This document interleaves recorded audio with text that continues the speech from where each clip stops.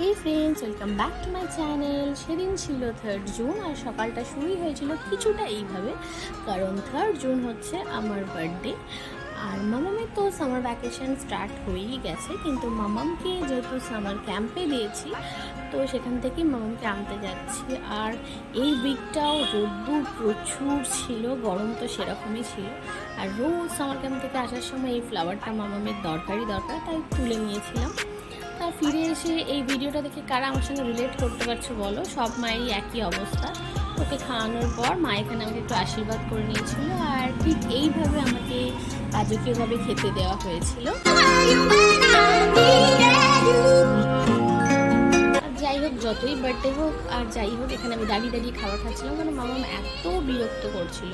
তো মামামকে ঘুম পাড়িয়ে এই আইসক্রিমটা দিয়ে কিছুটা মি টাইম সেলিব্রেট করছিলাম। তো আর বিকালবেলা ছিল মামামের ড্রয়িং ক্লাস, সেখানেই ওকে নিয়ে যাচ্ছিলাম। বাইরে কোথাও না, আমাদের কোয়ার্টারেই হয়।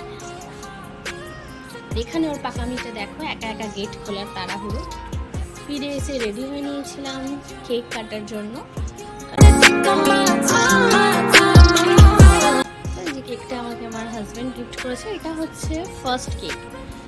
আর কেক কাটিংয়ে আমার থেকে বেশি এক্সাইটমেন্ট কার দেখো, এখানে দেখলেই বুঝতে পারবে। আর এটা হচ্ছে সেকেন্ড কেক, যেটা আমাকে আমার এক কাকিমা পাঠিয়েছিল, এটাও কাটা হয়েছিল। আর যেটা ছাড়া আমার বার্থডে একদম ইনকমপ্লিট, সেটা হচ্ছে পিৎজা। পিৎজা হচ্ছে আমার সব থেকে ফেভারিট ফুড বলতে পারো। তো ডিনারটা এই পিৎজা দিয়েই সেরে নিয়েছিলাম। ভিডিওটা যদি তোমাদের ভালো লেগে থাকে, একটা লাইক, শেয়ার, সাবস্ক্রাইব করে দিও, আর আমাকে ফলো করতে ভুলো না।